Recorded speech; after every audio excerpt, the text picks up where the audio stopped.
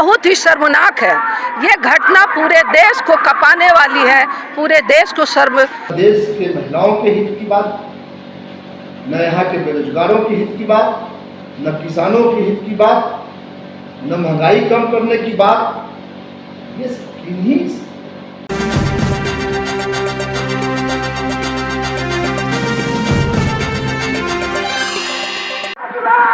Ma'am आपसे जानना चाहेंगे कि जिस तरह से मणिपुर में इतना बड़ा हादसा हुआ, हादसे को 2 महीने तक छिपाया भी गया, उसके बाद भी अभी तक सरकार चुप बैठी हुई है, क्या कहना चाहेंगे आप?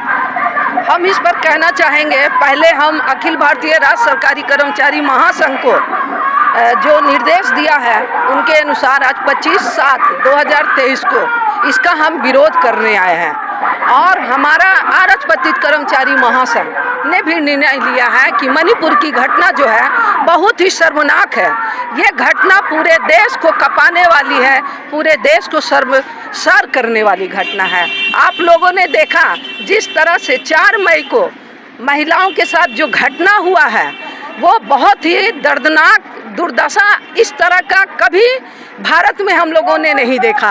हम एक महिला हैं और वो दुर्दशा जो वहाँ के लोग कुर्की जाति की जो महिला 2 महिला है उनको जो नग्न पोजीशन में घुमाया गया है उसकी हम घोर निंदा करते हैं और उसका पुरजोर विरोध करते हैं।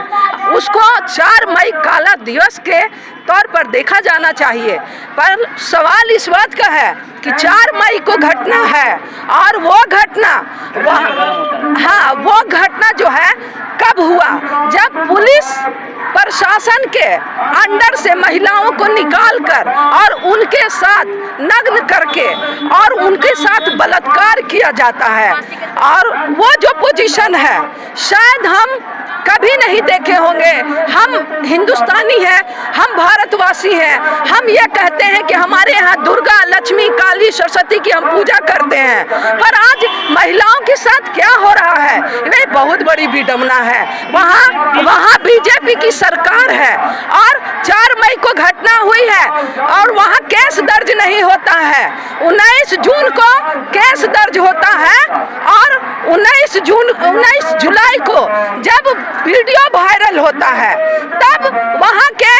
तब हमारे देश के प्रधानमंत्री कहते हैं कि ये बहुत शर्मनाक घटना है, इससे देश शर्मसार है। मोदी जी प्रधानमंत्री आप ये जवाब दें कि आपका मुख्यमंत्री क्या कर रहा था, वहाँ आपका प्रशासन क्या कर रहा था, क्यों नहीं वहाँ इतनी बड़ी घटना हुई, आपके मुख्यमंत्री कहाँ थे, क्या वो विदेश में थे कि उनको ये पता नहीं था कि इतनी बड़ी घटना हुई है, जो बलात्कारी है उसको आप गिरफ्तार कर लेते। आज वो जब 19 जुलाई को जब ये वीडियो वायरल हुआ तब वहाँ के जो बीजेपी के मुख्यमंत्री हैं तब उनकी नींद टूटती है और वो कहते हैं कि ये घटना हमने देखा। ऐसे पहले तो उनको शर्म आनी चाहिए, चुल्लू भर पानी में डूब मरना चाहिए कि वो मुख्यमंत्री ये कहते हैं कि हमारे यहाँ ऐसी 100 बलात्कार होते रहता है। अरे भाई तब तो आपको शर्म करना चाहिए, इंसानियत के नाते, मानवता के नाते आपको इस्तीफा देना चाहिए और आपका जो प्रशासन है उसको बर्खास्त करना चाहिए। प्रधानमंत्री अगर कर्तव्य निभाते तो सबसे पहला काम उनका होता अपने मुख्यमंत्री का इस्तीफा लेते, तब आज वो प्रधानमंत्री जद्दार होते।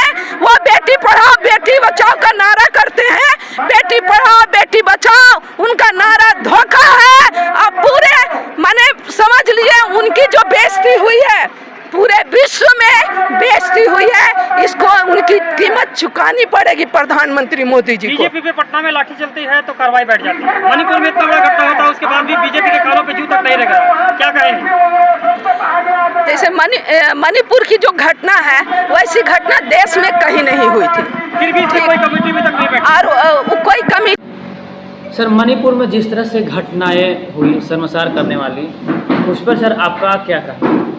देखिए मणिपुर की घटना देश को झकझोरने वाली घटना है, इसकी जितनी भी निंदा की जाए कम।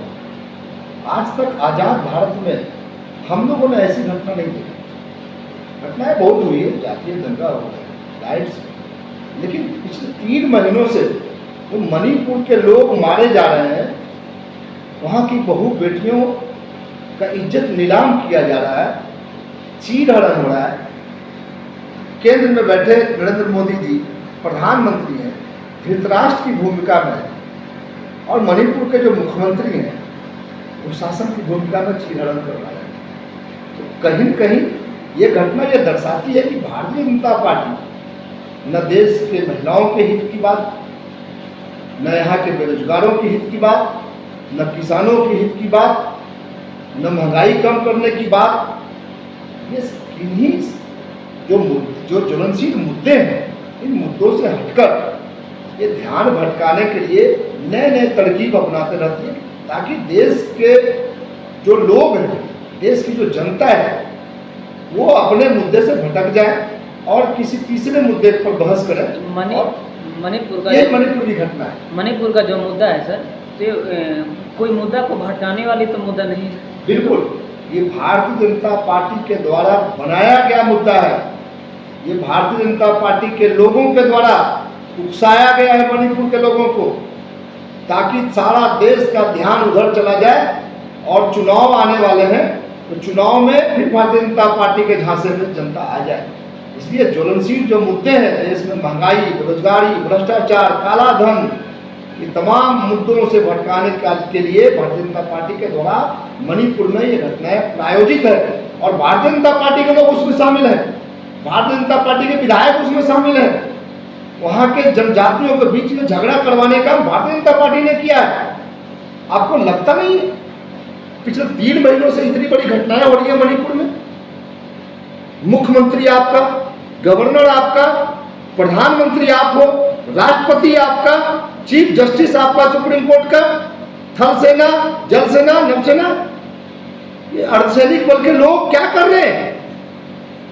ये क्या कर रहे हैं? मूक दर्शक होकर देख रहे हैं, और ये सब नरेंद्र मोदी जी के, भारतीय जनता पार्टी के इशारे पे हो रहा है। अगर सरकार चाहे तो मणिपुर में 24 घंटे में शांति स्थापित हो सकती है, लेकिन नरेंद्र मोदी नहीं चाहे। नरेंद्र मोदी के मुंह से एक बार भी पिछले 3 महीनों में ये नहीं निकला कि मणिपुर में गलत हो रहा है। अब जब कुछ महिलाओं के साथ दुर्व्यवहार हुआ है, चीरहरण हुआ है, उसका जब वीडियो आया है, तो प्रधानमंत्री का मुंह खुला है, और वो घड़ियाली आंसू बहाने के लिए मीडिया के सामने आ जाते हैं। अगर आप चाहते प्रधानमंत्री जी, तो मणिपुर की घटना 24 घंटे में रुक सकती है। आपके अंदर इच्छा शक्ति नहीं है। भारतीय जनता पार्टी को देश की महिलाओं के लिए उसके जेहन में, उसके दिल में कोई जगह नहीं है। वो सिर्फ शासन करना चाहती है भारतीय जनता पार्टी, और लोगों को ध्यान भटकाना चाहती है ज्वलनशील मुद्दों से। सर, मणिपुर के लोग लगातार राष्ट्रपति शासन की भी मांग कर रहे हैं, लेकिन सरकार की तरफ से उनकी सुनवाई नहीं हो रही है। यहाँ तक कि सोशल मीडिया पर ये फैलाया जा रहा है कि कुकी समुदाय, जिनकी महिलाओं के साथ अत्याचार हुआ है, वो बाहरी हैं, उनकी तुलना रोहिंग्या से की जा रही है। क्या कहिएगा इस पर? देखिए, बाहरी और भीतरी का सवाल नहीं, क्योंकि जनजाति आज मणिपुर में नहीं बसा गया है। वो अंग्रेज के ज़माने से ही इस चीज़ को हम लोग देख रहे हैं, सुन रहे हैं, किस्से कहानियों में, आपके मीडिया के माध्यम से। ये भटकाना, मैं तो कह रहा हूँ कि ध्यान भटकाना कोई भारतीय जनता पार्टी से सीखे।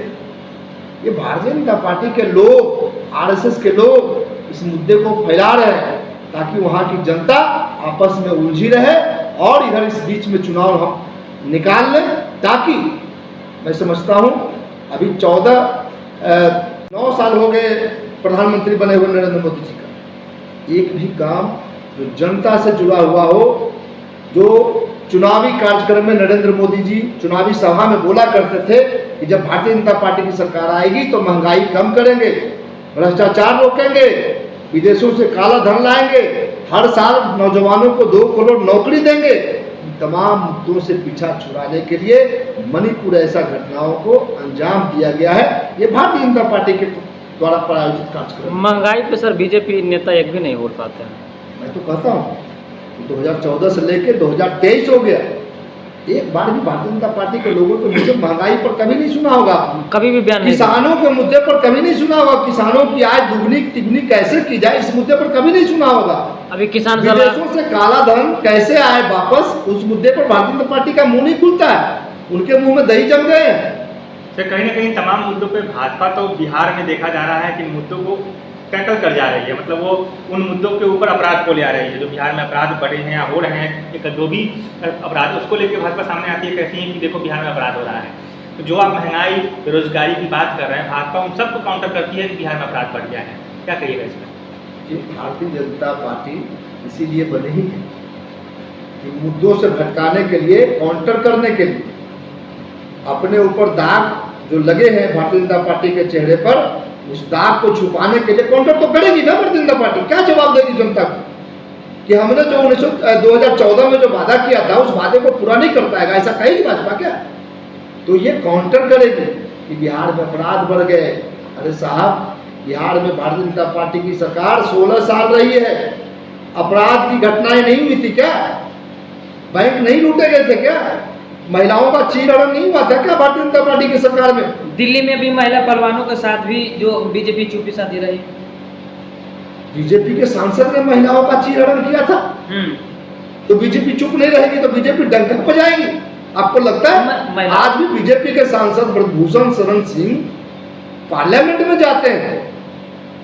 वो मीडिया के सामने उन्होंने ब्रजभूषण सिंह ने कहा था, हत्या की बात उन्होंने स्वीकारी थी, लेकिन आज कहाँ है? संसद में है। राहुल गांधी जो सिर्फ यही कहा कि कुछ मोदी देश को लूट रहा है, उसकी सदस्यता खत्म कर दी जाती है, उनके आवाज खाली करा दिया जाते हैं। लेकिन जो बलात्कारी है, जो भ्रष्टाचारी है, आज भी पार्लियामेंट में भारतीय जनता पार्टी के सरकार में शामिल है। सर बिहार में लाठीचार्ज हुआ, इसके लिए सचेतनता अभियान चलाए जा रहे हैं। क्या इतनी बड़ी घटना घटित होता है, उसके लिए कमेटी गठन कब होगा? बिहार में लाठीचार्ज हुआ, उस घटना में हस्ताक्षर अभियान चलाने की क्या जरूरत थी? आप सवाल पूरा नहीं करते, मैं जवाब पूरा देता हूं। एक व्यक्ति जहानाबाद के थे, वो उनकी मृत्यु हो गई थी, और वो लाठीचार्ज में नहीं मृत्यु हुई, उनको पहले से बीमारी थी, उनके घर वाले कहते हैं, परिवार वाले कहते हैं, और जिस समय उनकी मृत्यु हुई उस समय कहीं लाठीचार्ज नहीं हुआ था पटना में। अच्छा ये बताइए, भारतीय जनता पार्टी के लोगों, मंत्री को या पूर्व मंत्री को या सांसद को लाठी लगती है, उसका वीडियो है। जो आदमी बेचारे जिनकी मृत्यु होगी, मैं उनके परिवार के साथ हूँ, वो वीडियो आप लोगों के पास है क्या? कैसे लाठीचार्ज हुआ, कैसे उनको लाठी लगी, कैसे उनकी मृत्यु हुई, ये कहीं कोई भारतीय जनता पार्टी के लोगों के पास वीडियो है? या कहीं सड़कों पे जो सीसीटीवी कैमरा उसमें कहीं कोई उसका वीडियो है क्या? आप ये कह रहे हैं कि भाजपा कहीं कार्यकर्ता की मौत पर राजनीति कर गई? बिल्कुल, भारतीय जनता पार्टी का नेचर यही है कि वो लाशों की राजनीति करती है, हिंदू मुसलमान के लाश पर राजनीति करती है, सिख ईसाई के लाशों पर राजनीति करती है, भारत पाकिस्तान के बॉर्डर पर जो हमारे जवान शहीद होते हैं, भारतीय जनता पार्टी उस पर राजनीति करती है। तो ये भारतीय जनता पार्टी का तो काम ही है लाशों पर राजनीति करना, कोई नई बात थोड़ी है। अंग्रेजों के शासनकाल में आरएसएस ने अंग्रेजों का साथ दिया था, और देश के जो होनहार नौजवान जो देश के आज़ादी के लड़ाई में